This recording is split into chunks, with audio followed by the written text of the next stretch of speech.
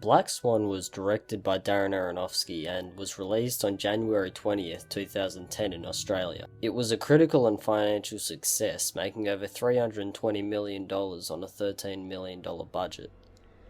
The film became a big Oscar contender, and Natalie Portman walked away with her first and currently only Best Actress Academy Award. Other than that, the film was nominated for Best Picture, Best Director, Best Achievement in Cinematography, and Best Editing. Particularly, the film was praised for the wild insanity portrayed by Portman as she spirals into the world of being the perfect ballerina, causing her to lose her closest relationship with her mother, and, by the end of the film, her life. The film begins with Nina, portrayed by Natalie Portman, dreaming of dancing the Swan Lake, the event the film will primarily follow, along with Nina's deteriorating health. When she wakes up, we see she is treated much like a child. Her room and the way her mother speaks and acts towards her show this perfectly.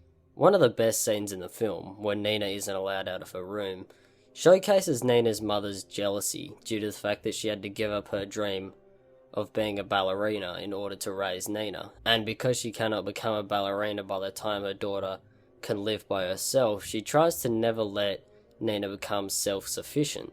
The first time we see Nina losing herself in ballet is at the very beginning of the film, when she sees the rash on her back. Throughout the movie, the scratch slowly gets bigger and bigger, and by the end it turns out to be the wings of the Black Swan. Frequently through the film there are several sexual images and references towards Nina. That could also be about her growing up, discovering things about herself, although her biggest sexual act in the film ends up being nothing more than a fantasy. Right before Nina becomes the Black Swan, she changes, throwing out all of her toys and even fantasizing about killing Lily, portrayed by Mila Kunis. She loses her innocence right before the final show. In the Swan Lake, when Nina is dancing as the White Swan, she makes a mistake and falls, but when dancing as the Black Swan, she moves flawlessly.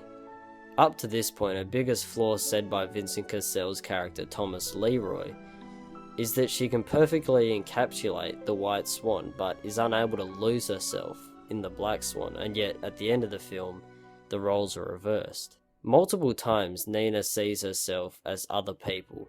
This carries the message that her biggest demon is herself, and when she finally stabs herself, she's free of it.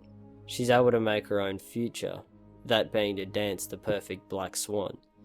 After the moment of the Black Swan is over, we realise that Nina has stabbed herself.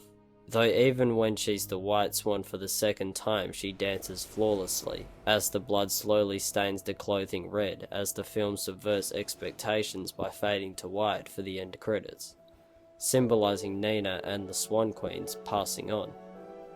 Prior to Nina becoming the new Swan Queen, we see the previous one, Beth McIntyre. She's clearly angry about no longer being the queen, but early in the film the younger dancers say how there needs to be a new fresh face for the Swan Queen. Beth gets hit by a car and spends majority of her time in the hospital. When Nina goes to see her, the first thing she checks while she's unconscious are her legs, completely destroyed. The final time Nina visits, she gives Beth the stuff back that she stole earlier in the film, prompting a violent attack, although it's made unclear who stabbed her, herself or Nina. During the brutal stabbings, Nina imagines herself as Beth, which frightens her. At that moment she was thinking she didn't want to end up like Beth, insane and unable to dance at such a young age.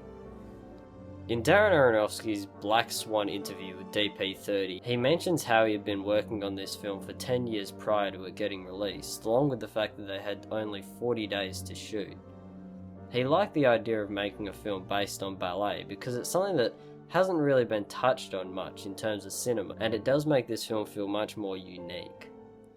Black Swan works on so many levels. It works as a great character study, it's certainly one of the best psychological thrillers in recent memory, and it generally just works as a film.